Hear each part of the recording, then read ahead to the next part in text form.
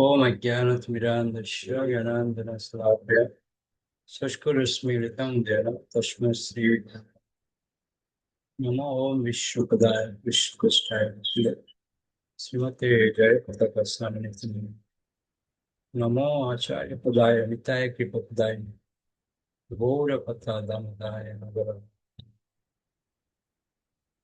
नमो ओम विष्णुपदाय विष्णुकृष्णाय श्रीमते भक्तिवेदान्त स्वामी नमस्ते सरस्वती देवी गौरवाणी निर्विशेष शून्यवादी पाश्चात्य देशकार्य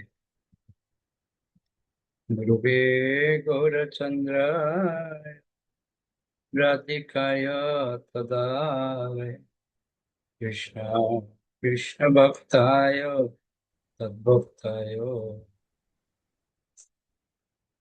हरे कृष्ण।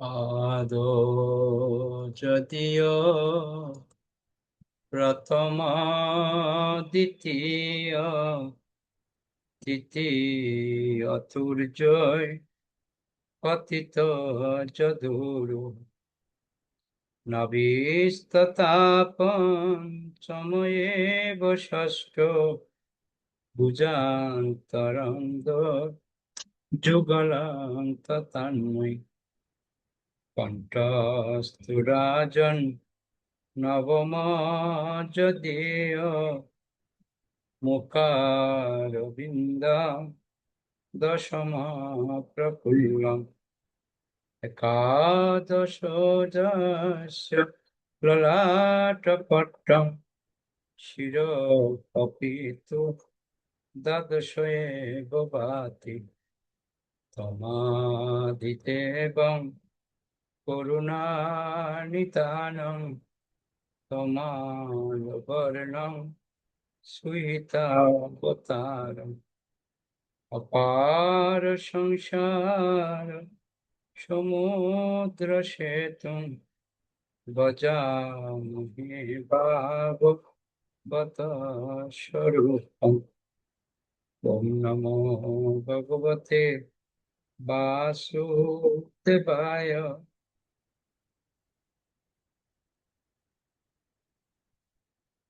ওম নমো ভগবতে বাসুদেবায়।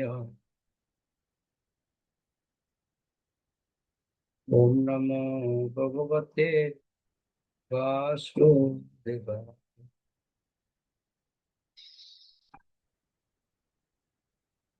নারায়ণং নমস্কৃত্যং নরং চৈব নরোত্তমং দেবীং সরস্বতীং ব্যাসো ততো জয়মুদীরয়েৎ। মুখং করোতি বাচালং পঙ্গুলং বয়তে গিরিম यत् कृपातमहं वन्दे परमानन्दं माधवं।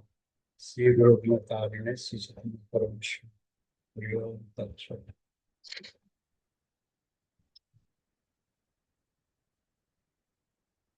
21 নম্বর শ্লোকের অনুবাদ করবেন শিলা মাতাজি। 22 নম্বর শ্লোকের অনুবাদ করবেন ওই লোক ওই ঈশ্বর বাবা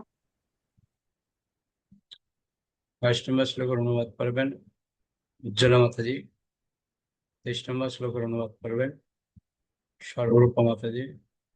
24 নম্বর শ্লোকের অনুবাদ করবেন পিতৃবৃন্দ মাতাজি। 25 নম্বর শ্লোকের অনুবাদ করবেন শান্তি রূপিণী মাতাজি। 26 নম্বর শ্লোকের অনুবাদ করবেন লাবণ্যময়ী শ্রীরাধা মাতা। ওকে,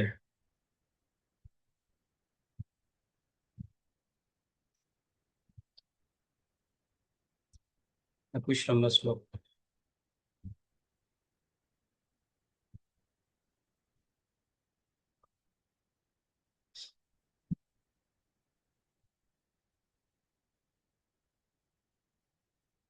তস্মাৎ ভ্রুবোরন্তরমুন্নয়েত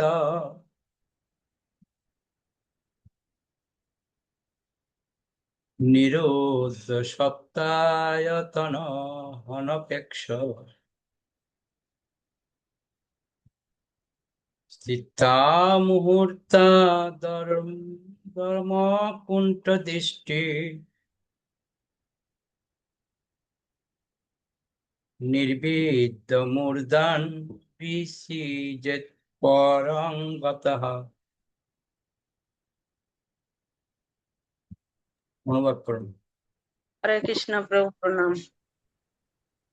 তারপর ভক্তিযোগী তার প্রাণবায়ুকে ভ্রূদ্বয়ের মধ্যে চালিত করে প্রাণবায়ুর বহির্গমনের 7টি পথ অর্থাৎ শ্রোত্রদ্বয়, নেত্রদ্বয়, নাসিকাদ্বয় ও মুখগহ্বর রুদ্ধ করে তার প্রকৃত আলয় ভগবদ্ধামে তার লক্ষ্য স্থির করবেন। তিনি যদি সমস্ত জড় ভোগ বাসনা থেকে সম্পূর্ণ মুক্ত হন, তাহলে তিনি ব্রহ্মরন্ধ্র ভেদ করে সমস্ত জড় সম্পর্ক পরিত্যাগ পূর্বক পরম গতি প্রাপ্ত হবেন। হরে কৃষ্ণ।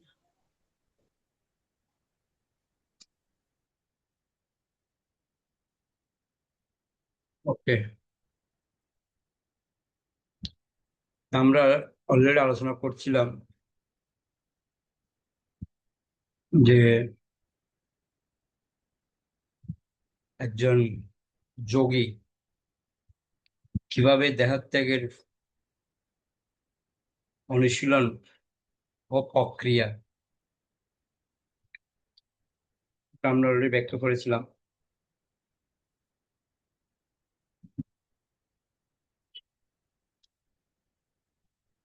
প্রাণবায়ুকে হৃদয়ের মধ্যে চালিত করে প্রাণবায়ুর বহির্গমনের 7টি পথ,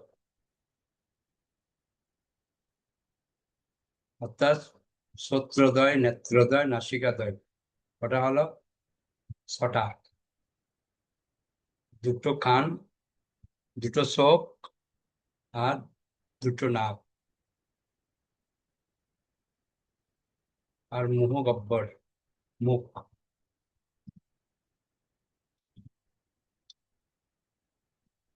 এগুলিকে রুদ্ধ করে দেয়।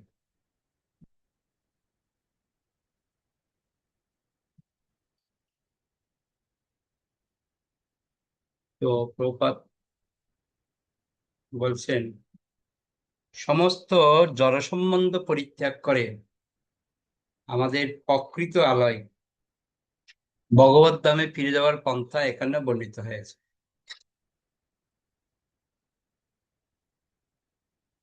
তার সত্যটি হচ্ছে এই যে আমাদের সম্পূর্ণরূপে জড়ভোগ বাসনা থেকে মুক্ত হতে হবে।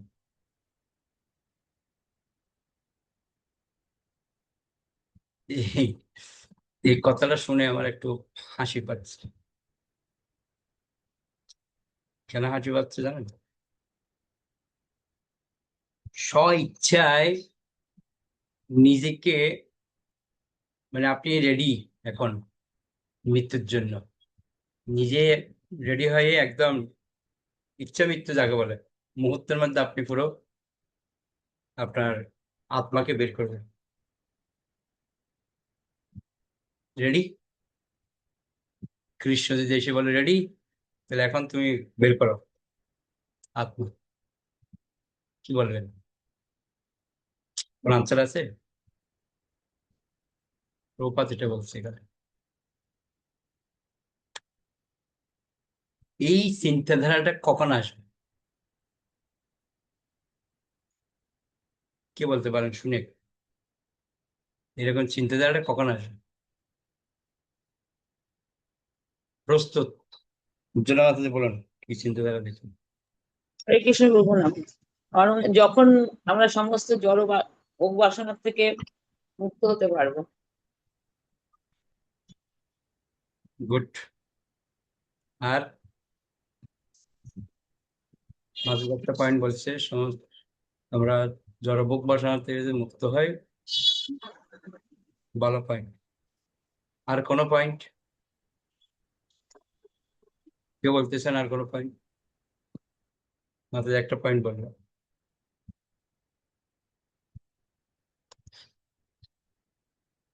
কিছু তো বলুন। কি চিন্তাধারা দেখি আপনাদের কি প্ল্যান বানিয়েছেন। আমরা তো ভালো বলি, সাধন করো, ভজন করো, আবারটা কি বলেন? মরতে জানলে হয়। মরতে জানলে হয়। মরতে তো জেনে গেছেন। হরে কৃষ্ণ প্রভু প্রণাম। প্রভু প্রশ্নটা একবার বলবেন, আমরা শুনতে পাইনি তখন। প্রশ্নটা কি ছিল? প্রশ্ন আছে সাধন করো, ভজন করো, পরের লাইনটা কি? মরতে জানলে হয়। এখন কি মরতে জেনেছেন কি? টাইম লাগবে। এটাই হচ্ছে প্রশ্ন। আমরা তো বলে দিলাম খুব ভালো কথা, সাধন করো, ভজন করো, মরতে জানলে হয়। এখন প্রশ্ন হচ্ছে মরতে জানিছে কি? হরে কৃষ্ণ প্রভু, বলেন। প্রণাম। হ্যাঁ, বলছি যে প্রভু, দেখা যায় যে সমস্ত শুদ্ধ ভক্ত যারা সম্পূর্ণভাবে ভগবানের উপর নির্ভরশীল, তারাই একমাত্র যখন, মানে এই যে বললেন না আপনি কোশ্চেনটা, যে ভগবান বলে যে যখন তুমি রেডি আছো মৃত্যুর জন্য, তো একমাত্র শুদ্ধ ভক্তরাই এই পথে অগ্রসর হতে পারবে। আর তারা ছাড়া কখনোই সম্ভব নয়, যে কামনা বাসনা তাদের তো সম্পূর্ণ রহিত তারা, তো তারাই একমাত্র এই মৃত্যুর জন্য তারা রেডি সব সময়। শুদ্ধ ভক্তরা এই পথে সবসময় অনেকটা এগিয়ে আছেন। ওকে, খুব সুন্দর। আরেকটা প্রশ্ন হচ্ছে, প্রবীর মালিক ফু কি বলছেন? আমি হ্যাঁ, হরে কৃষ্ণ প্রভু, ওইটাই, ওই প্রশ্নের উত্তরটাই আমি একটু বলছি। প্রভু প্রণাম। যে মৃত্যুটাই হচ্ছে মানে সত্য। মৃত্যু হবে, এটা আমাদের মানে আমরা এটা জানি। সেই জন্য আমাদের সেভাবেই প্রস্তুতি হয়ে থাকতে হবে, যে যে কোনো মুহূর্তে আমার মৃত্যু হয়ে যেতে পারে। আমার এখনই হয়ে যেতে পারে, কালকেও হতে পারে। সেই জন্য আমাদের মৃত্যুর জন্য আমাদের সবসময় প্রস্তুত হয়ে থাকতে হবে। হরে কৃষ্ণ প্রভু প্রণাম। ওকে, কথাটা বলতে খুব ভালো লাগছে, শুনতেও খুব ভালো লাগছে, তাই না? নিজের খাতা যখন পড়বে, হ্যাঁ প্রভু। তাই নয় কি? হ্যাঁ, এখন সেইভাবেই তৈরি হচ্ছে প্রভু। এখন এইভাবে আপনি যেভাবে ক্লাস করাচ্ছেন আমাদের, আমরা এখন ওকে ওকে ওইভাবেই ওকে। মনে থাকছি প্রভু। এটা তোমার নাম কি, ফলো পরিচয়? হ্যাঁ, এটা দেখতেই পাচ্ছি। ওকে, আমার বলার উদ্দেশ্য হচ্ছে এটাই, প্রভুপাদ যেটা আমাদের কাছে চাইছেন, সমস্ত জড় সম্বন্ধ পরিত্যাগ করে আমাদের প্রকৃত আলয় ভগবত ধামে ফিরে যাওয়ার পন্থা এখানে বর্ণিত হয়েছে। প্রথম পয়েন্ট কি? সমস্ত জড় সম্বন্ধ পরিত্যাগ করতে বলছে। এই জায়গাটায় হচ্ছে আমরা মার খেয়ে যাচ্ছি। মুখে বলছি হ্যাঁ আমি রেডি, হ্যাঁ এই সেই, প্র্যাকটিক্যালি দেখা যায় জড় সম্বন্ধ কিভাবে আমাদেরকে গ্রাস করে রেখেছে, মায়া আমাদের কেমন ভাবে টেনে রেখেছে। হ্যাঁ, ভগবানের সেবা করারও সময় নেই। ছিল প্রভুপাদ 70 বছর বয়সে এক দেশ থেকে অনেক দূরে আরেকটা দেশের মধ্যে গিয়ে প্রচার করেছেন। আর আমরা এমনই ভাগ্যবান, ঘরের কাছে মন্দির, 20 টাকা গাড়ি ভাড়া করলে হয়ে যায়, সেই জায়গায় যেতে পারছি না প্রচার করার জন্য, সেবা করার জন্য। এই হচ্ছে বিষয়, এটাই হচ্ছে বাস্তবতা। তার পিছনে কারণটা কি? কেন পারছি না? কারণটা কি? শুনি আপনাদের কাছে, কারণটা কি? কি কারণ? সর্বরূপ মাতাজি বলুন। হরে কৃষ্ণ প্রভু, আমাদের যে আপনি বলছেন যে মন্দিরে যেতে পারছি না এত কাছে, আমাদের জড় আসক্তি আর মায়া, যেটা সংসারের মায়া, তারপরে জড় আসক্তি, সেই জন্য আমরা সংসার ছেড়ে মন্দিরে যেতে পারছি না। মায়া বন্ধন। ওকে, উজ্জ্বলা মাতাজি কি বলছেন? হরে কৃষ্ণ, আমি ওইটাই বলছিলাম যে আমাদের জড় জড় বিষয়ে আসক্তি রয়ে গেছে, যার জন্য আমরা ভগবানের পরে পূর্ণরূপে কোনো বিশ্বাস বা আস্থা রাখতে পারি না। সব দিকে ব্যালেন্স রাখি আমরা, যার জন্য হয় না আর কি। প্রভুপাদ কি বলছে তাৎপর্যের মধ্যে? পড়ুন তো প্রথম লাইনটা কি বলছে। সমস্ত জড় সম্বন্ধ মানে আমাদের যে জড়, এই যে সম্বন্ধটা, ওটাই হচ্ছে আমাদের কাল। বুঝতে পারলেন? ওই জড় সম্বন্ধে পরিত্যাগ করতে আমরা পারছি না। ওই জন্য প্রথম সত্য আমাদের সম্পূর্ণরূপে জড় ভোগ বাসনা থেকে মুক্ত হতে হবে। বুঝা গেল? আয়ুষ্কাল এবং ইন্দ্রিয় তৃপ্তির মাত্রা অনুসারে বিভিন্ন প্রকার জড়ভোগ রয়েছে। সবচাইতে দীর্ঘ আয়ু সমন্বিত সর্বোচ্চ স্তরের ইন্দ্রিয় সুখভোগের কথা শ্রীমদ্ ভগবদ গীতার 9ম অধ্যায় 20 নম্বর শ্লোক উল্লেখ করা হয়েছে। কিন্তু সেই সবই জড়ভোগ, এবং মানুষের বোঝা উচিত যে জড় ভোগের জন্য এই প্রকার দীর্ঘ আয়ুর কোনো প্রয়োজন নেই। এমনকি ব্রহ্মলোকেও এই ভোগ করার জন্য ব্রহ্মলোকে গিয়ে যদি ভোগ করতে হয়, গিয়ে কি লাভ? অনেকে বলে না স্বর্গে যাবো স্বর্গে যাবো, তো গিয়ে কি করবে? ওখানে ওখানেও ভোগ করবে, এখানেও ভোগ করছে, ওখানে আরো বেশি ভোগ করবে। বলছি কোনো প্রয়োজন নেই। মানুষের কর্তব্য হচ্ছে তার প্রকৃত আলয় ভগবত ধামে ফিরে যাওয়া, এবং কোনো অবস্থাতেই কোনো প্রকার জড় জাগতিক সুযোগ সুবিধার প্রতি আকৃষ্ট হওয়া উচিত নয়।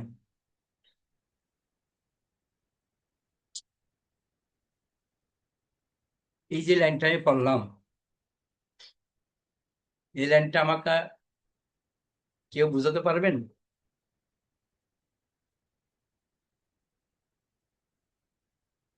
হুম, উজ্জ্বল বর্ণবাবু পড়ুন আমি যে লাইনটা পড়লাম। হরে কৃষ্ণ গুরু প্রণাম। আমি বলছি জাগতিক সুখ সুবিধা, জাগতিক সুখ সুবিধা বলতে আমরা ওটা এই নয়, সংসারের আমি বলছি যে লাইনটা আমি পড়েছি, মানুষের কর্তব্য হচ্ছে ওই লাইনটা করতে বলেছি।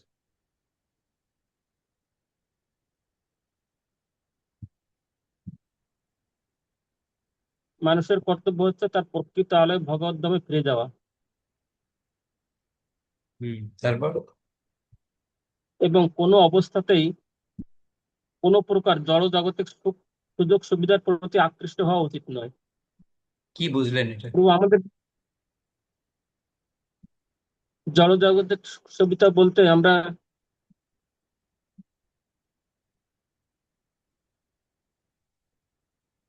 আমরা যে জড়জাগতিক সুযোগ এখন যে সুবিধা সুখ কি? সুবিধা আমরা যে এখন সুযোগ সুবিধা ভোগ ভোগ করছি, ভালো গাড়ি, ভালো বাড়ি, অনেক টাকা পয়সা, হুম, এই সব কিছু প্রতি আকৃষ্ট হতে মানা করেছেন। ওকে, আর কি বলতে পারেন? এই যে সুযোগ সুবিধার প্রতি আকৃষ্ট হতে না করছে। হরে কৃষ্ণ প্রভু প্রণাম। আমাদের যে এই চলাফেরা, কোথাও যাওয়া, খাওয়া দাওয়া সবকিছুতে আমরা সুযোগ সুবিধা খুঁজি। ভালো জায়গায় থাকবো, ভালো কিছু খাবো, কোনো জায়গায় গেলেও ভালো সুযোগ সুবিধা আমরা যে খুঁজি, এগুলো আমাদের খোঁজা উচিত নয়।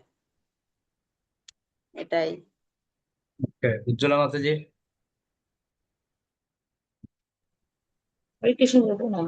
তো এখানে বলেছে মানুষের প্রধান কর্তব্য হচ্ছে ভগবত ধামে ফিরে যাওয়া।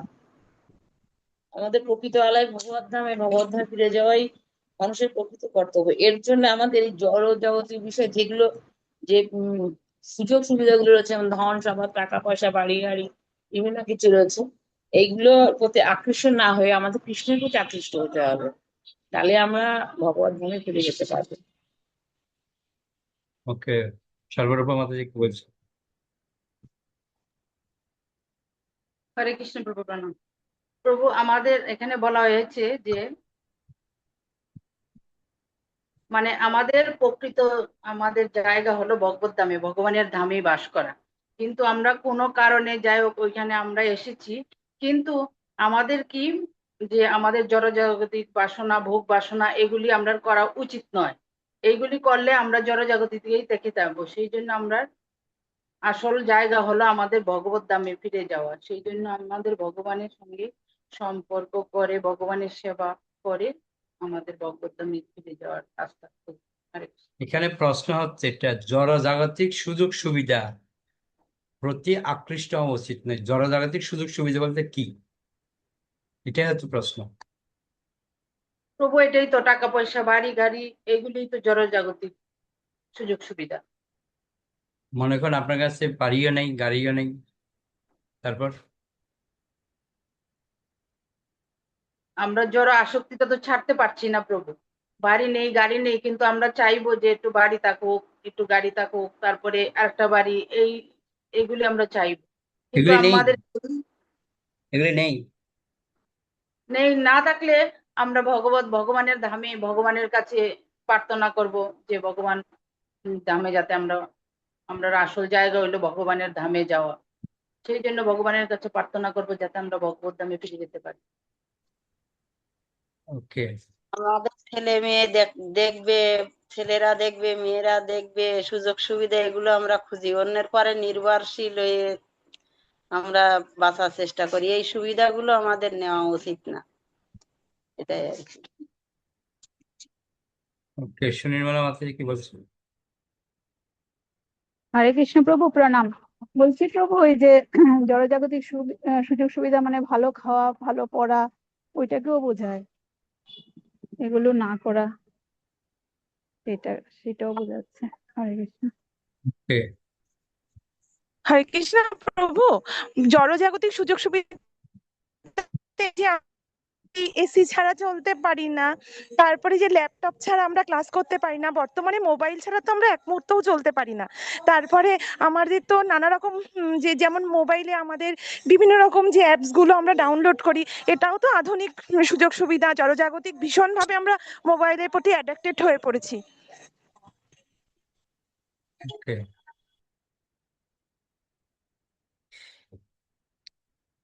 না, জড়জাগতিক জিনিসগুলিকে যদি কৃষ্ণ ভাবনায় ব্যবহার করা যায় তাহলে ওটা যুক্ত হয়ে গেল, অসুবিধার কিছু নেই।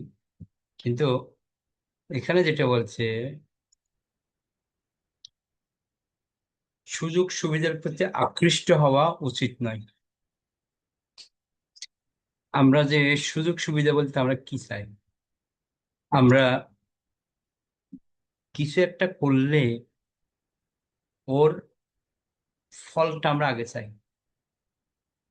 আমি মন্দিরে 56 ভোগ রান্না করলাম, আমার নামটা বললো না। আমি এত সুন্দর কীর্তন করলাম, আমার নামে ধ্বনি দিল না। আমি পুরো ঝাড় দিয়ে পরিষ্কার করলাম, সবকিছু, আমাকে কেউ দেখলো না। এগুলি কি? এগুলি কি চিন্ময় না জড়? 100% জড়। যে আমার কাছে বাড়ি গাড়িটাই মুখ্য নয়, ওটা তো নাথিং ব্যাপার, কিন্তু ওর থেকে ক্ষুদ্র হচ্ছে এগুলি। আমরা কিছু করলে তার প্রতিদানের জন্য অপেক্ষা করি। আমরা কোথাও হয়তো 1 টাকা ডোনেশন দিলাম, আমাকে একটু প্রসাদ দিল না, ব্যাস, অনেক কিছু পয়েন্ট আমরা তুলে নিয়ে আসি। এগুলি হচ্ছে সব থেকে মুখ্য পয়েন্ট, যদিও ছোট ছোট এগুলি, কিন্তু এগুলি আমাদেরকে বৃহৎ রূপ ধারণ করায়, এক সময় আমাদেরকে অনেক নিচে নামিয়ে দেয়। মান, যশ, প্রতিষ্ঠা, এগুলি কি আমাদেরকে আকর্ষণ করছে না? কালকে যখন মন্দিরের মধ্যে প্রসাদ খেতে বসবে, আপনাকে যখন পনির দেবে না, অন্যজনকে দিয়েছে, তখন না বোঝা যায় কত রকমের বৈশ্য। বা প্রসাদ শেষ হয়ে গেছে, প্রসাদ পাইনি, তারপরে না বোঝা যাবে কত রকমের বৈশ্য আমি কোন ক্যাটাগরিতে আছে। মুখে তো সব ফটফট বলে দিচ্ছে, হ্যাঁ আমি এই করছি হ্যান করছি, প্র্যাকটিক্যালি গেলে তখন বোঝা যায় যে না। এই গৌরকিশোর দাস একটা কথা বলছে না, যে আমাদেরকে যদি আমার আত্মীয় স্বজন লাথিও মারে, হাজার যদি গালিও দেয়, তুচ্ছ তাচ্ছিল্য করে লাথি মেরে বাড়ি থেকে বের করেও দেয়, দুদিন পর তাদেরকে গলায় জড়িয়ে ধরি, ভুলে যায়। কিন্তু কোনো ভক্ত যদি আপনাকে কিছু বলেছে, জন্মের মতো তার চেহারাই দেখবো না, ও মন্দিরে যাবোই না। এই হচ্ছে আমাদের ভাবনা। তো ওই জন্য যে কথাটা বলছে যে আমরা সুযোগ সুবিধা কে বলে চাই না, মুখে বলে দিচ্ছে হ্যাঁ আমার এটা চাই না, সব থেকে বেশি চাই। আর একটা ভক্তদের আরো বেশি ছাড় দিতে রাজি নয় ভক্তরা। ওই সবাই দোষারোপ করে খাকে দুর্যোধনকে, কেন দুর্যোধন কি বলেছিল, বিনা যুদ্ধে নাহি দেব সুশগ্র মেদিনী, শুই রাখার জায়গাও দেব না। ওটা দুর্যোধন তো সে ওষুধ ছিল বলেছে, তা ঠিক ছিল। আমাদের আমরা কি শুইতে দূরের কথা, মানে ওখানে দাঁড়াতেও দেব না। কোথায় পার্থক্য কি আছে? শুধু ওই কপালে তিলকটার মালাটা দিলাম হয়ে গেল নাকি? বাস্তবতায় ফিরতে হবে। এগুলো শুনতে ভালো, বলতে ভালো, নিজের জীবনে প্রয়োগ করতে গেলে তখন বোঝা যায়। ওদের জীবনে প্রয়োগ করা শিখতে হবে। উজ্জ্বলা মাতাজি বলুন, কি বলছেন? হরে কৃষ্ণ প্রণাম প্রভু। এই যে জড়জগতের সুযোগ সুবিধা, আমরা এই যে দীর্ঘায়ু কামনা বা ইন্দ্র অধিক পরিমাণ ইন্দ্র তৃপ্তির বাসনা, এগুলো কি পড়ে? অবশ্যই, সব কটাই করে, কোনোটা বাদ নেই, কোনোটাই বাদ নেই, সবগুলি আপনি যা সুযোগ সুবিধা নেবেন, জলবায়ু যত সুযোগ সুবিধা দেবে সবগুলো তো পড়বে লিস্টে। সবগুলোই জড় সুযোগ সুবিধা, হ্যাঁ। হ্যাঁ, উজ্জ্বল বর্ণ প্রভু বলুন। হরে কৃষ্ণ প্রণাম প্রভু। এগুলো তাহলে আমরা পড়েছি ওই যে লাভ পূজা প্রতিষ্ঠা, এই তিনটের ভিতর পড়ে। লাভ, পূজা, প্রতিষ্ঠা, শুকরের বিষ্ঠা। তো মুখে বলছি এগুলো, এটা শুনতে ভালো লাগছে, বলতে ভালো লাগছে, প্র্যাকটিক্যালি কালকে যদি আমাকে যদি সম্মান না করে পরশুদিন কি চেহারা দেখবো? ওটাই তো বললাম। যদি কোনো ভক্ত যদি কাউকে যদি কিছু বলে, মুহূর্তের মধ্যে আমরা পাল্টে গিয়ে যাবো, এত সহজ নয়।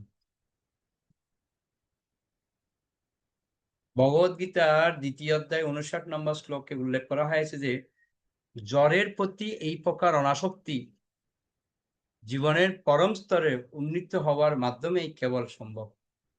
পরম দৃষ্টা নিবর্তন। পরাপ্রকৃতি সম্বন্ধে সম্পূর্ণরূপে অবগত না হলে জড়া প্রকৃতির আকর্ষণ থেকে মুক্ত হওয়া যায় না।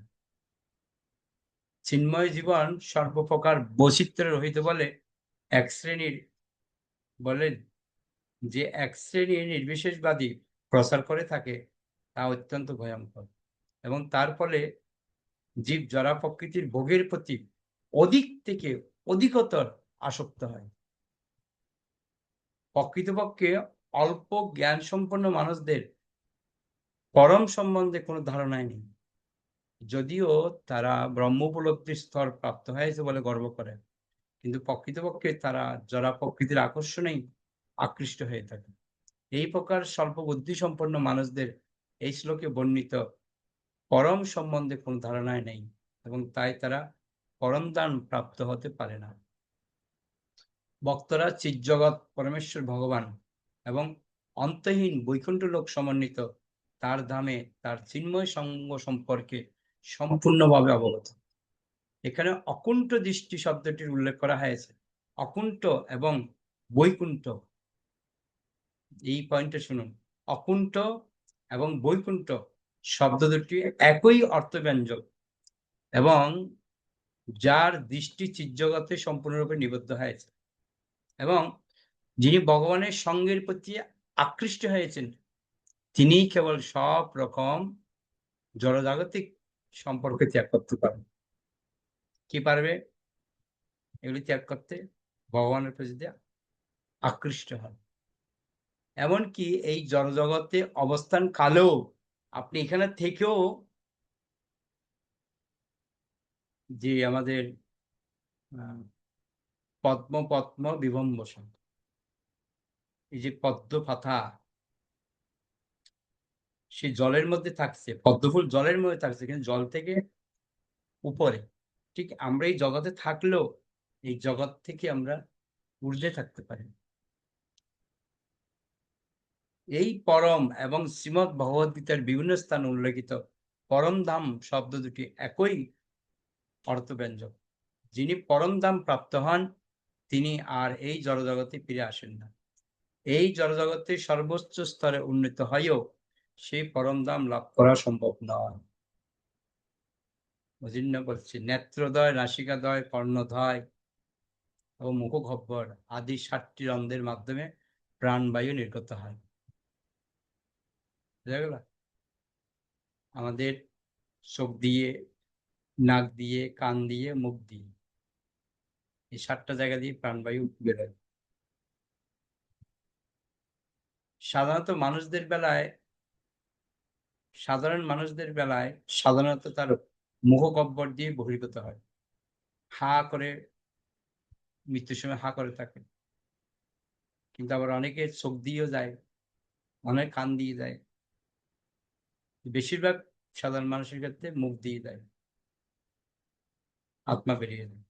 কিন্তু পূর্বে যা উল্লেখ করা হয়েছে, প্রাণবায়ুকে নিজের ইচ্ছে মতো নিয়ন্ত্রণ করতে সক্ষম যোগী যারা যোগ সাধনা করেছেন তারা ইচ্ছে মতো প্রাণবায়ুকে ত্যাগ করতে পারেন। সক্ষম যোগী সাধারণত ব্রহ্মরন্ধ্র ভেদ করে প্রাণবায়ুকে দেহ থেকে মুক্ত করেন। তাই যোগী উপরোক্ত 7টি রন্ধ্রকে রুদ্ধ করেন যাতে স্বাভাবিকভাবে প্রাণবায়ু ব্রহ্মরন্ধ্র ভেদ করতে পারে। এটি মহান ভক্তের পক্ষে সব রকম জড়জাগতিক সম্পর্ক ছিন্ন করার নিশ্চিত লক্ষণ। বুঝা গেল?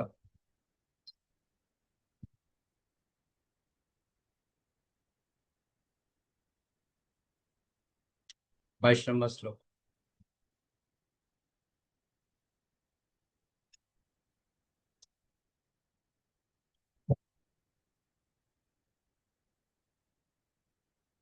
যদি প্রয়াসন নিপপারমেষ্টং বুহায় সনামুত যদ্দিহারম অষ্টাধিপত্যং গুণসন্নিবায়ে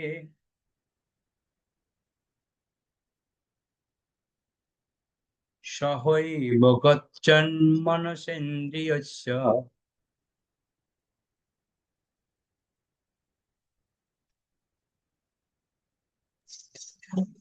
হরে কৃষ্ণ প্রণাম। অনুবাদ: হে রাজন, যোগী যদি ব্রহ্মপদ, অষ্টসিদ্ধি অথবা বৈহায়েশাদের সঙ্গে অন্তরিক্ষে ভ্রমণ করার বাসনাদি জড়ভোগের আকাঙ্ক্ষা থাকে তাহলে তিনি দেহত্যাগের সময় মন ও ইন্দ্রিয় সমূহকে ত্যাগ না করে সেগুলি সহ সেই লোকের ভোগার্থে গমন করবেন।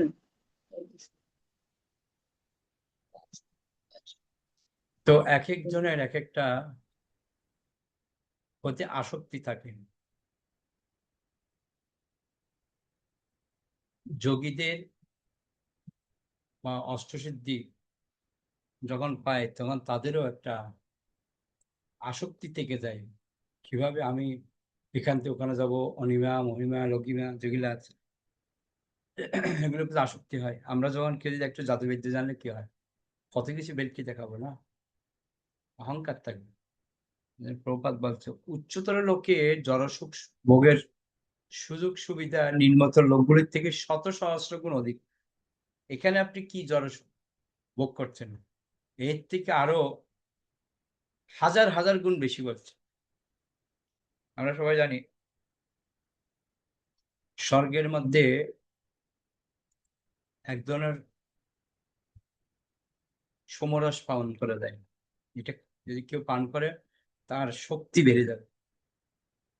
তো এটা বলা হচ্ছে কেউ যদি চাতুর্মাস্য ব্রত নিষ্ঠা সহকারে পালন করে সে অটোমেটিক্যালি এগুলো পেতে পারে স্বর্গে, আরো বেশি চেয়ে ভোগ করতে পারবে। তো জন্য বলছে এখানের থেকে হাজার হাজার গুণ বেশি হচ্ছে ওখানে। যেমন সর্বোচ্চ লোক রয়েছে ব্রহ্মলোক, ধ্রুবলোক ইত্যাদি, এবং সেই সবাই মহল লোকের ঊর্ধ্বে অবস্থিত। সেই সমস্ত লোকের অধিবাসীরা সকলেই অষ্টসিদ্ধি লাভ করেছেন। তাদের যোগসিদ্ধির জন্য কোনো রকম অলৌকিক প্রক্রিয়া শিখতে হয় না, এবং অনুর মতো ক্ষুদ্র হওয়া মানে অমিমা, বা লোগো থেকে লঘুতর হওয়া বা লঘিমা আদি সিদ্ধি লাভের জন্য কোনো রকম অনুশীলন করতে হয় না। তার ইচ্ছে মতো যে কোনো স্থান থেকে যা ইচ্ছে তাই প্রাপ্ত হতে পারেন। এটাকে বলা হয় প্রাপ্তি সিদ্ধি। যে সিদ্ধিগুলি বলা হচ্ছে অষ্টসিদ্ধি। প্রথমটা কি বললো? অনিমা। অনিমা মানে কি আপনি একদম ক্ষুদ্র হয়ে যেতে পারেন। লঘু মানে কি লঘু একদম।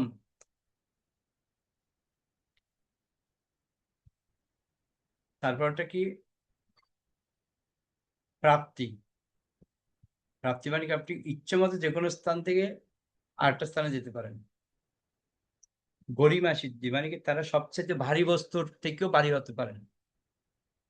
তারপর হচ্ছে ঈশিত্ব সিদ্ধি, তারা তাদের ইচ্ছে অনুসারে অদ্ভুত সবকিছু সৃষ্টি করতে পারেন অথবা ধ্বংস করতে পারেন। তারপর হচ্ছে বশিত্ব সিদ্ধি, তারা সমস্ত জড় উপাদানগুলো নিয়ন্ত্রণ করতে পারেন। প্রাকাম্য সিদ্ধি, তাদের সমস্ত বাসনা চরিতার্থ করার এবং কখনো নিরাশ না হওয়ার শক্তি রয়েছে। অথবা তাদের ইচ্ছা অনুসারে তারা এমনকি খাম খেয়ে বসে যে কোনো রূপ ধারণ করতে পারেন, যেটা হচ্ছে খামাবশীত সিদ্ধি। এই সমস্ত ক্ষমতাগুলি উচ্চতর লোকের অধিবাসীদের মধ্যে স্বাভাবিকভাবে বর্তমান। বুঝা গেল? এই সিদ্ধিগুলি হচ্ছে খুব যোগীরা এগুলো লাভ করতে পারে। আমি একটা পোস্ট দেখছিলাম ফেসবুকে, একজন ব্যক্তি কামরূপ কামাখ্যা থেকে, কামাখ্যার মধ্যে এগুলি চলে বেশি, এই যোগ।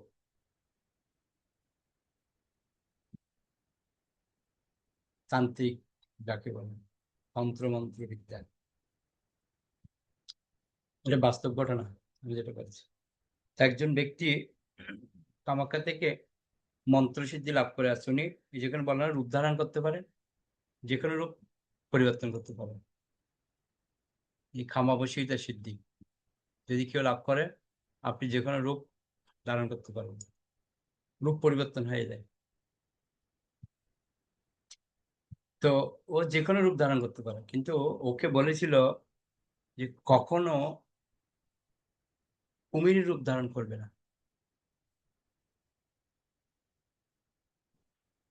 যদি ধারণ করেও থাকো, কোন রূপ যদি কোন রূপ, অর্থাৎ তুমি হয়তো কুকুর হয়েছে কিন্তু খাবার খাবে না, কুকুরের যে খাদ্য ওই খাদ্যটা খাবে না, খেলে খেলে তুমি আর মানুষ হতে পারবে না। সেইগুলি ওকে শিখিয়ে দিয়েছিল।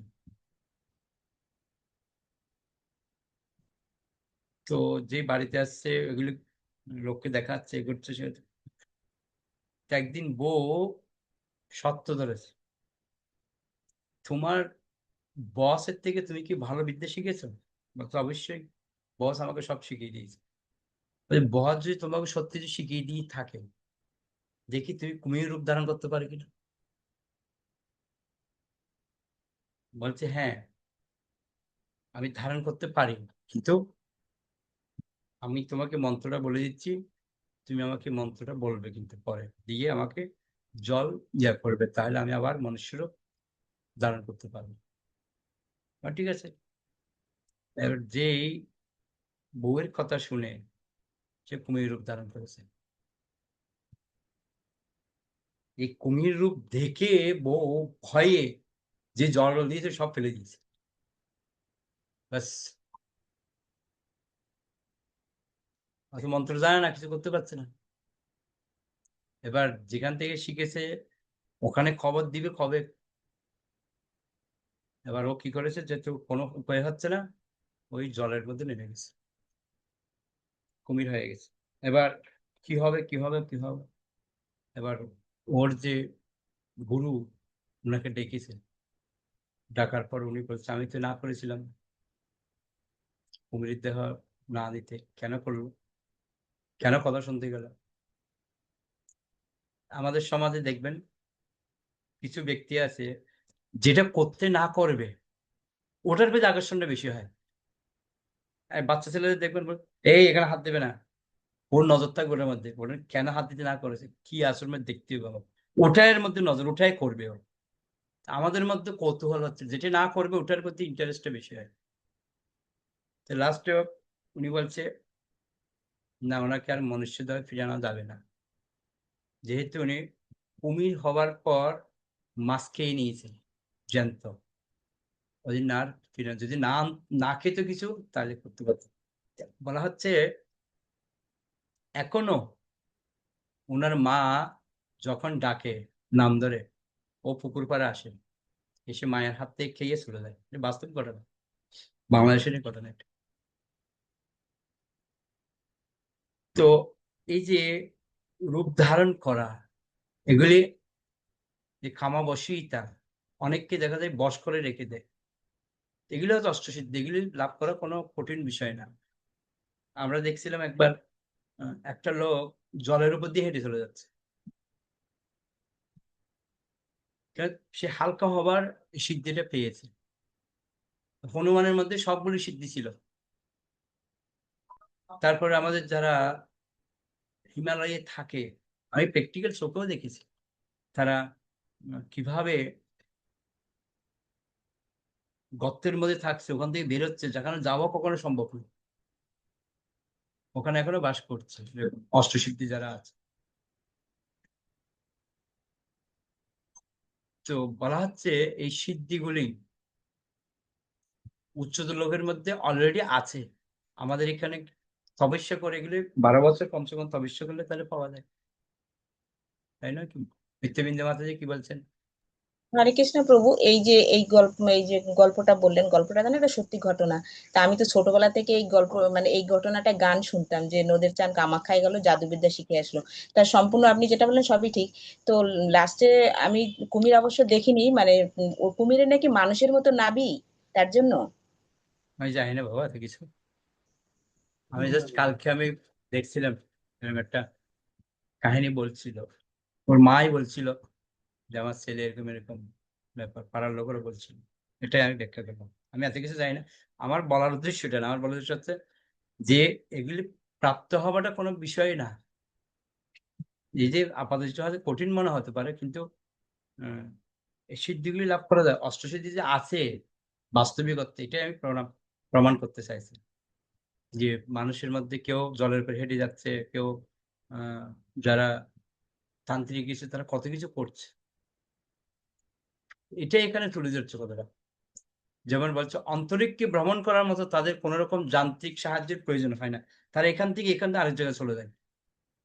এই ঘরে আপনার সঙ্গে কথা বললো, দেখে আরেকজনের ওখানে কি কথা বলছে, তারা যে কোনো মধ্যে এক জায়গাতে এক জায়গায় যেতে পারে, এটাই বলে। এবং তারা তাদের ইচ্ছা মতো এক গ্রহ থেকে আরেক গ্রহে নিমিষের মধ্যে ভ্রমণ করতে পারেন। পৃথিবীর অধিবাসীরা সবচাইতে কাছের গ্রহটিতেও অন্তরিক্ষ যান্ত্রিক সাহায্য পেতে যেতে পারেন না। আমরা এক গ্রহ থেকে আরেক গ্রহ যেতে গেলে মঙ্গল গ্রহে যাচ্ছে, কত যান, কত কিছু ব্যবস্থা করতে হচ্ছে, কিন্তু এরা কিছু মুহূর্তের মধ্যে চলে যেতে পারে। পৃথিবীর অধিবাসীরা সব থেকে কাছের গ্রহটিকে অন্তরিক্ষ যান্ত্রিক সাহায্য ব্যতীত যেতে পারে না, কিন্তু এই সমস্ত উচ্চতর লোকের অত্যন্ত দক্ষ অধিবাসীরা অনায়াসে সবকিছু করতে পারে। বুঝতে পারলেন? জড়বাদীরা যেহেতু স্বাভাবিকভাবে এই সমস্ত গ্রহের প্রকৃতপক্ষে কি হচ্ছে তা জানতে চায়, কে সনন করছে, জানতে চায়,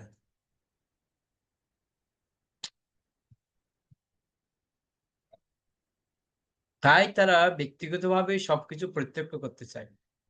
অনুসন্ধিৎসু ব্যক্তিরা যেমন সারা পৃথিবী ভ্রমণ করে প্রত্যক্ষভাবে অভিজ্ঞতা অর্জন করতে চায়, তেমনই অল্পবুদ্ধি সম্পন্ন পরমাত্মবাদীরাও সেই সমস্ত গ্রহগুলি সম্বন্ধে অভিজ্ঞতা অর্জনে অভিলাষী, যেগুলি সম্বন্ধে তারা অনেক আশ্চর্যজনক কথা শুনেছে। যোগীরা অনায়াসে তাদের বর্তমান জড় মন এবং ইন্দ্রিয়সমূহ সহ যে সমস্ত স্থানে গিয়ে তাদের বাসনা চরিতার্থ করতে পারেন। জড় চেতনার দ্বারা প্রভাবিত মনের প্রধান বাসনা হচ্ছে জড় জগৎ ভোগ করা, এবং পূর্বে যে সমস্ত সিদ্ধিগুলির কথা উল্লেখ করা হয়েছে সেগুলি জড় জগৎকে ভোগ করার বিভিন্ন উপায়। ভগবত ভক্তরা কখনো অলিক এবং অনিত্য বস্তুর উপর আধিপত্য বিস্তারের আকাঙ্ক্ষা করেন। পক্ষান্তরে ভগবত ভক্ত পরম নিয়ন্তা পরমেশ্বর ভগবানের দ্বারা নিয়ন্ত্রিত হতে চান। ভক্তের এটাই প্রার্থনা, আমি ভগবানের দাস, ভগবান আমাকে নিয়ন্ত্রণ করবেন, এটাই ভক্তের প্রার্থনা। পরমেশ্বর ভগবানের সেবা করার বাসনা চিন্ময় বা পারমাত্মা এবং উচ্চ জগতে প্রবেশ করতে হলে অবশ্যই মন এবং ইন্দ্রিয়কে পবিত্র করতে হবে। জড় বিষয়াসক্ত মনের দ্বারা এই ব্রহ্মাণ্ডের সর্বোচ্চ লোকে যাওয়া যেতে পারে, কিন্তু ভগবত ধামে প্রবেশ করা যায় না। আপনি এই অনিমা মহিমা লঘিমা এগুলি প্রাপ্ত হলে হয়তো এক গ্রহতে আরেক গ্রহ যেতে পারেন, কিন্তু ভগবত ধাম যেতে পারবেন। ইন্দ্রিয় সমূহ চিন্ময় রূপে পবিত্র হয় যখন সেগুলি আর ইন্দ্রিয় সুভোগের চেষ্টায় লিপ্ত হয় না। ইন্দ্রিয়গুলি সক্রিয় এবং তারা যখন সর্বতোভাবে পরমেশ্বর ভগবানের প্রেম হিসেবে যুক্ত হয়, তখন তাদের আর জড় কলুষের দ্বারা কলুষিত হবার কোনো সম্ভাবনা থাকে না। বুঝতে পারলেন? এই জন্য ভগবানের সেবার প্রতি আমাদেরকে আকর্ষিত হতে হবে। এই সমস্ত সময় ছুটছে।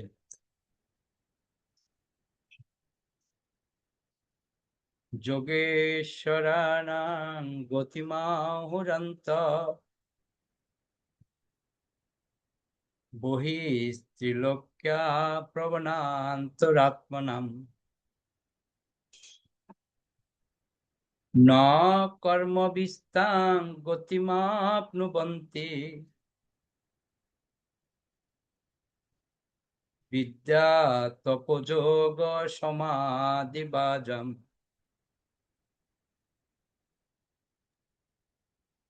হরে কৃষ্ণ প্রভু প্রণাম।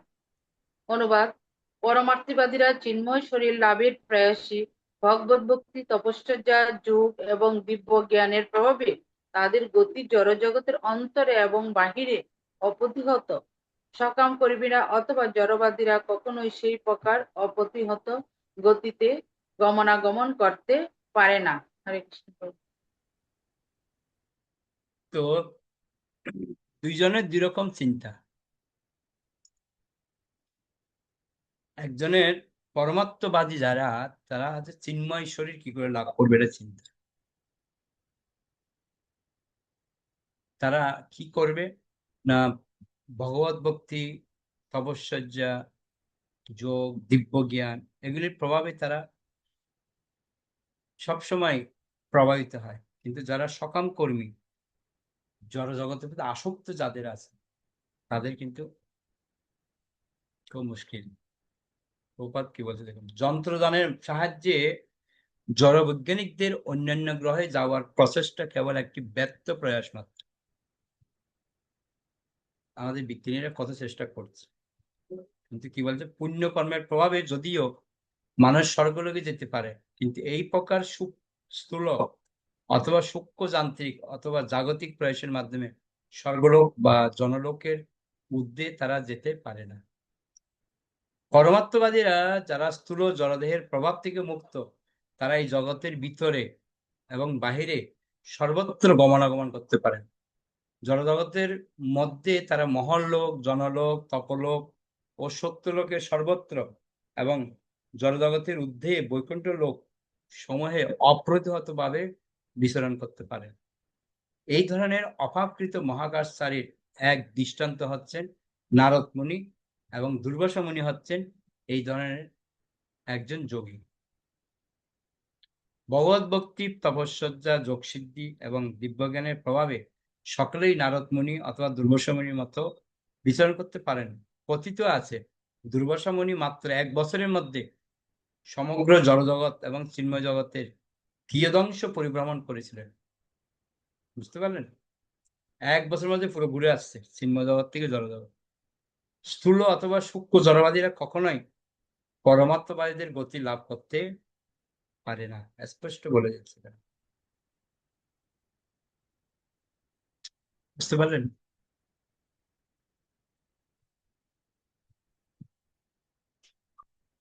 আমরা কোন দিন পড়লাম? শুক্রবারে মনে পড়লাম না যে এই সমস্ত যদি আমরা, না সরি, আমরা যে বৈধ ভক্তি করছি কোন দিন পড়লাম? সঞ্জয় ক্লাসে নাকি রাত্রের দিব্যানন্দের যে বইটাতে কোনটাতে পড়লাম মনে পড়ছে না। আমরা যে বৈধ ভক্তি করছি, আমাদের যাত্রাপথ কোথায় কিন্তু যেতে পারবো আমরা? আর মনে আছে কোন দিন পড়ালাম? আমরা যে বৈধ ভক্তি পালন করছি না, এই বৈধ ভক্তির ফলে আমরা বেশি হলে বৈকুণ্ঠ লোক পর্যন্ত যেতে পারবো। বোঝা গেল? যদি রাগানুগ ভক্তি স্তরে যাওয়া হয় তাহলে আমরা গোলক বৃন্দাবন যেতে পারবো। বুঝতে পারলেন? এই হচ্ছে পার্থক্য।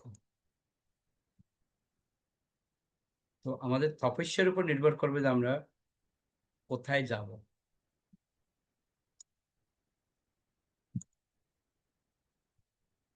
ছবি সমাজ লোক বৈশ্যানরং জাতি বিহায় স্বাগতঃ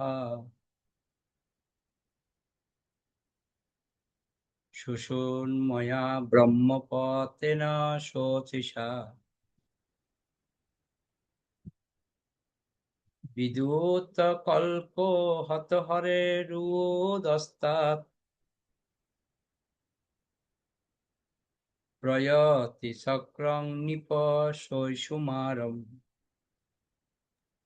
হরে কৃষ্ণ প্রভু প্রণাম।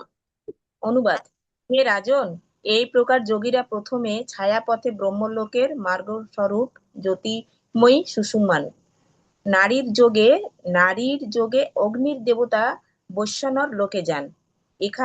এখানে তারা সম্পূর্ণরূপে কলুষ বিদহিত হয়ে আরো ঊর্ধ্বে শিশুমার চক্রে যান, যেখানে তারা পরমেশ্বর ভগবান শ্রীহরির সঙ্গে সম্পর্ক লাভ করেন। বৈশ্বনার লোকটা কি প্রভু? হ্যাঁ, বলছি এটা।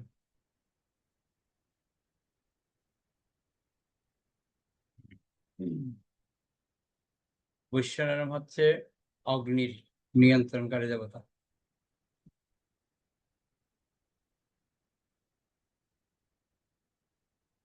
তো প্রভুপাদ বলছে, দেখুন,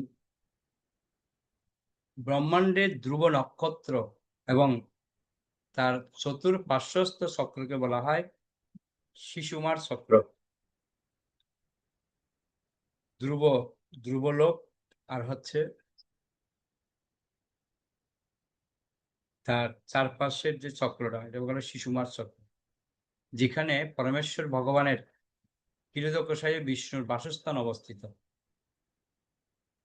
সেখানে যাওয়ার পূর্বে যোগীরা ব্রহ্মলোকে যাওয়ার পথে ছায়াপথ অতিক্রম করেন এবং পথে প্রথমে বৈশ্যানর লোকে গমন করেন, যেখানে অগ্নির নিয়ন্ত্রণকারী দেবতা বিরাজ করেন। এই লোকে যোগীরা জড়জগতের সংসর্গজনিত সমস্ত ক্রোশ থেকে সম্পূর্ণভাবে মুক্ত হন। এখানে আকাশ মার্গে ছায়াপথকে ব্রহ্মাণ্ডের সর্বোচ্চ লোক ব্রহ্মলোকে যাওয়ার পথ বলে বর্ণনা করা হয়েছে। তো আমাদের ঊর্ধ্বে উপরের দিকে হচ্ছে আরো 6টা লোক আছে, তার মধ্যে সর্বোচ্চ লোক হচ্ছে ব্রহ্মলোক, অর্থাৎ এই ব্রহ্মলোক পর্যন্ত আর নিচে পাতাল পর্যন্ত এই যে ব্রহ্মাণ্ড চতুর্দশ ভুবন রয়েছে, এইগুলি হচ্ছে একদিন না একদিন কি হবে, ধ্বংস হবে। ঠিক আছে? তো এই একটা লোক থেকে আরেকটা লোক যেতে গেলে এভাবে যোগীর মাধ্যমে যাওয়া যায়, যোগ সাধনার মাধ্যমে যাওয়া যায়। তা আমরা যেমন সিদ্ধির কথা বললাম, সিদ্ধির মাধ্যমে যেতে পারে, কিন্তু ভগবানের ভক্ত যিনি, তিনি শুধুমাত্র ভগবানের ধাম গোলক বৃন্দাবন যেতেছেন, আর কোথাও না। বোঝা গেল? 25 নম্বর শ্লোক।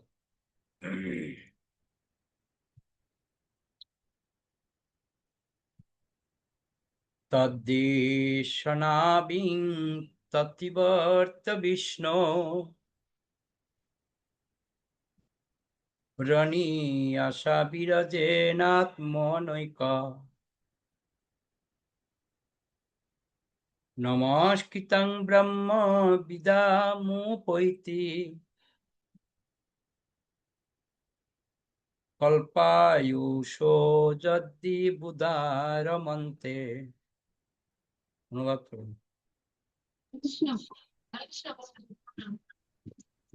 এই শুধু মার সমস্ত ব্রহ্মাণ্ডের আবর্তনে শোনা যাচ্ছে না।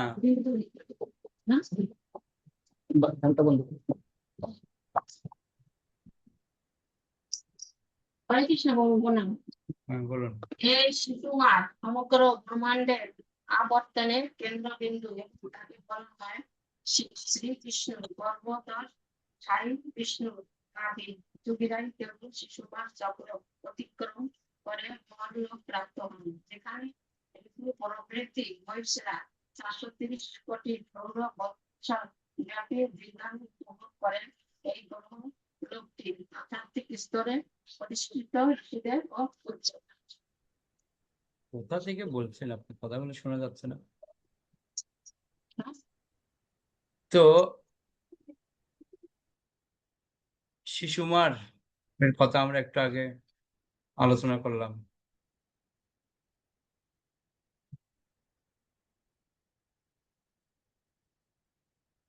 তো এখানে বলছেন শিশুমার সমগ্র ব্রহ্মাণ্ড আয়তনের কেন্দ্রবিন্দু, এবং তাকে বলা হয় শ্রী বিষ্ণুর, অর্থাৎ গর্ভদেশ বিষ্ণুর নাভি। বোঝা গেল? যোগীরাই কেবল শিশুমার চক্র অতিক্রম করে মহল্লোক প্রাপ্ত হন, যেখানে ভৃগু প্রভৃতি মহর্ষিরা 730 কোটি বছর সৌর বৎসর ব্যাপী দীর্ঘায়ু উপভোগ করেন। বা বুঝতে পারেন, এই গ্রহলোকটি আধ্যাত্মিক স্তরে অধিষ্ঠিত ঋষিদেরও পূজ্য। 430 কোটি সৌর বৎসর ওখানে তার আয়ু হয়, দীর্ঘায়ু উপভোগ করতে পারে।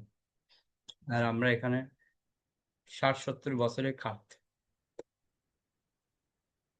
কি ভুল করলেন? ওখানে যদি যেতেন কমসে কম 430 কোটি বছর থাকতে পারতেন। এখানে কেন আসছে? বেকার বেকার। এখানে কি মনে মনে হচ্ছে না? এখানে 70-80 বছর বয়স দিয়ে কি করব? 430 কোটি বছর যদি পেতাম কত ভালো হতো, এরকম ভাবছি না? কি মনে হয়, ভালো হতো পেলে? না, সব জল। আমাদের টার্গেট গোলক বৃন্দাবন, তাহলে ঠিক আছে, নাহলে মুশকিল আছে। বুঝতে পারলেন? 26 নম্বর শ্লোক।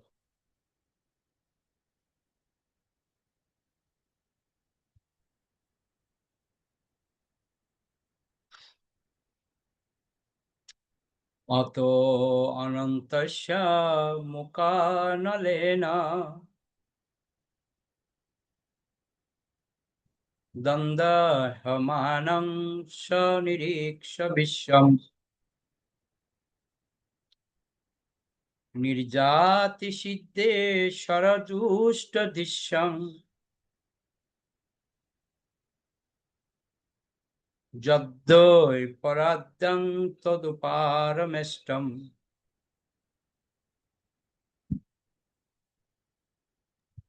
অনুবাদ করুন। হরে কৃষ্ণ প্রণাম। অনুবাদ।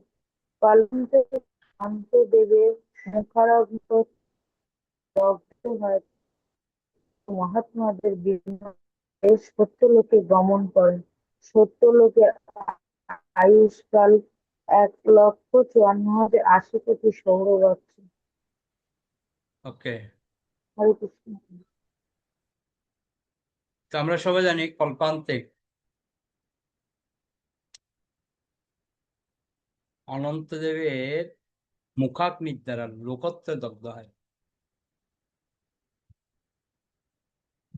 তো সত্যলোক মানে হচ্ছে কোথায়? ব্রহ্মলোককে বলা হয় সত্যলোক।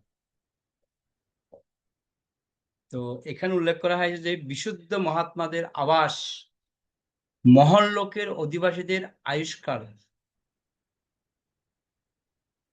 430 কোটি সৌরবৎসর। তারা বিশেষ বিমানে চড়ে ব্রহ্মাণ্ডের সর্বোচ্চ লোক সত্যলোকে যেতে পারেন।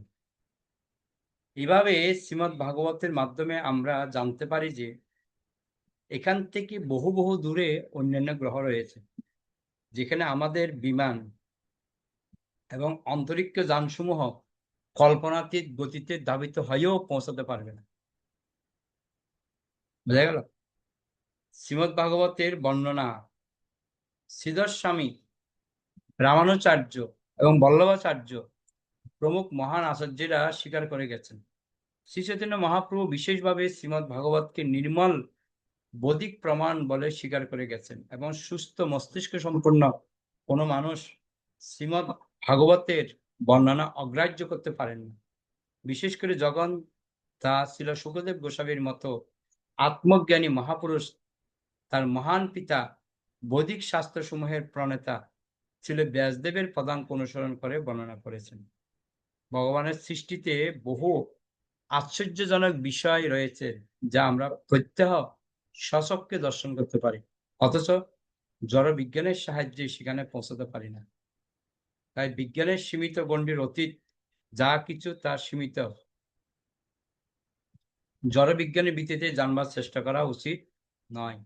সাধারণ মানুষের কাছে আধুনিক বিজ্ঞান এবং বৈদিক জ্ঞান উভয়ই স্বীকার্য, কেন তারা দুটি মতামতের কোনোটিরই সত্যতা যাচাই করতে পারে না।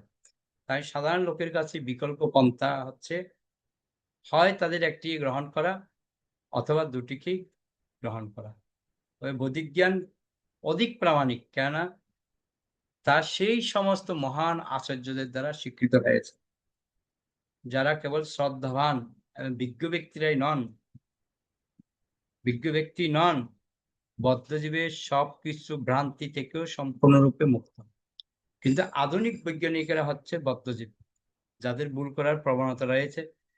তাই শ্রীমদ্ ভাগবত আদি বৈদিক শাস্ত্রের প্রামাণিকতা গ্রহণ করায় শ্রেয়, যা সমস্ত মহান আচার্যরা স্বীকার করে গেছে।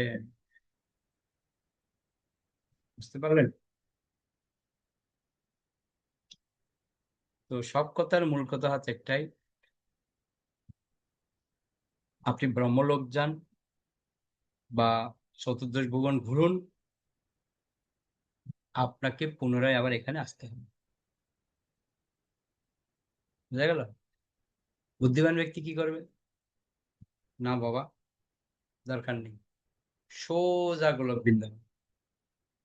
আবার কোনো কোনো সময় একটা কি হয়, আপনাকে যখন নিয়ে যাবে, আপনি ভালো ভগবানের কৃপা পেয়েছেন, ভগবান আপনাকে নিতে আসছে, আপনার জন্য বিমান পাঠিয়েছে, দিব্য বিমান, ভগবানের ধাম যাওয়ার জন্য। বিমানে করে নিয়ে যাওয়ার সময় আপনি প্রত্যেকটা লোক দেখে দেখে যাবেন, সবগুলো লোক আপনাকে দেখাবে, এটা ব্রহ্মলোক, এটা এই লোক, এই লোক, এই লোক। যেমন আমরা ট্রেনে যখন চড়ি কি হয়, যেতে যেতে যেতে অনেকগুলো স্টেশন পড়ে, তো সৌন্দর্য যে স্টেশনগুলো আমরা দেখে দেখে দেখে দেখে যাই, তাই না? যদি মনে করেন না এই স্টেশনটা খুব সুন্দর, একটু নামি দেখি ওখানে কেমন, খাবারগুলি কেমন, এই কেমন, এই যখন চিন্তা করে নামবেন, ট্রেন আপনাদের দাঁড়িয়ে থাকবে? ট্রেন চলে যাবে, আপনি ওখানে থেকে যাবেন। তো আমাদেরও এরকম গোলাপ বৃন্দাবন যাওয়ার সময় সব দেখিয়ে দেখিয়ে নিয়ে যাবেন। এটা ব্রহ্মলোক, এটা সত্যলোক, এটা জনলোক, এটা মহালোক, তপলোক, স্বর্গলোক, সব দেখে দেখে দেখে দেখে যাবেন। যদি ইচ্ছে হয় একটু দেখি ওখানে ওরা কি করছে, ওখানে যাবেন, আবার এই জগতের মধ্যে আপনাকে ফিরে আসতে বুঝা গেল? তো সেদিন বুদ্ধিমান ব্যক্তি আর কোথায় যাব না, সোজা গোলক বৃন্দাবন। তা আপনাকে ডাক দিয়ে আসুন, আমাদের এখানে আসুন, দেখে যান, কিন্তু আকৃষ্ট হলেই কপালে দেখ, বুঝতে পারলেন? ওকে, অনেক ধন্যবাদ সবাইকে। তাহলে আমরা এখানে শেষ করি আজকের ক্লাসে। যদি বুঝতে কোনো অসুবিধা, কোনো প্রশ্ন, নাহলে আমরা এখানে শেষ করবো বৈশ্য প্রণাম করে। বাঞ্ছা কল্পতরুভ্যশ্চ কৃপা সিন্ধুভ্যেব চ পতিতানাং পাবনেভ্যো বৈষ্ণবেভ্যো নমঃ। অনন্তগুলি বৈশ্যবৃন্দা কি যায়, নিতাই গৌর প্রেমানন্দে হরি। তা আমার একটা ইচ্ছা হচ্ছে এটাই, আমরা যেন এটা ক্লাস হিসেবে না নিই, মানে সরি পাঠ হিসেবে না নিই, ক্লাস হিসেবে যেন নিই। আমরা কিছু বলবো, আপনাদের কাছে কিছু শুনবো, উপলব্ধি শেয়ার করবেন, তাহলে কি হবে বুঝতে পারবেন। আমরা চাই শুধু আমি বলে যাবো, আপনারা শুনবেন, পাঠের মতো যদি না হয়, আপনাদের কিছু বুঝতে অসুবিধা হলে সাধারণত কোয়েশ্চেন করবেন। এভাবে আমরা এগিয়ে যাব। আর আমার একটা অভিলাষ, আমরা যেভাবে প্রতিদিন 8 ঘন্টা করে গ্রন্থ অধ্যয়ন করার চেষ্টা করছি, এটা যেন বজায় রাখতে পারি। কমসে কম সারাদিন কিছু করি আর না করি, এটুকুনি গ্যারান্টি 8 ঘন্টাতে কমসে কম গ্রন্থ অধ্যয়ন করতে পারছি ভক্তদের সাথে, অনেক কিছু শিক্ষণীয় বিষয় আমরা দেখছি। তো এইভাবে আমরা গ্রন্থ অধ্যয়ন করে তাহলে আমরা একটু উন্নতি লাভ করতে পারি, তাই নয় কি? তো সেজন্য আমাদের প্রত্যেকের উচিত গ্রন্থ অধ্যয়নের প্রতি আমাদের গুরুত্ব প্রদান করা, আমরা যেন সবসময় গ্রন্থ অধ্যয়ন করতে পারি। ওকে, এভাবে ভগবানের কাছে প্রার্থনা করুন, ভগবান যেন আমাদেরকে কৃপা করুন। ওকে, হরে কৃষ্ণ কৃষ্ণ কৃষ্ণ হরে হরে, হরে রাম রাম রাম হরে হরে। ওকে, হরে কৃষ্ণ।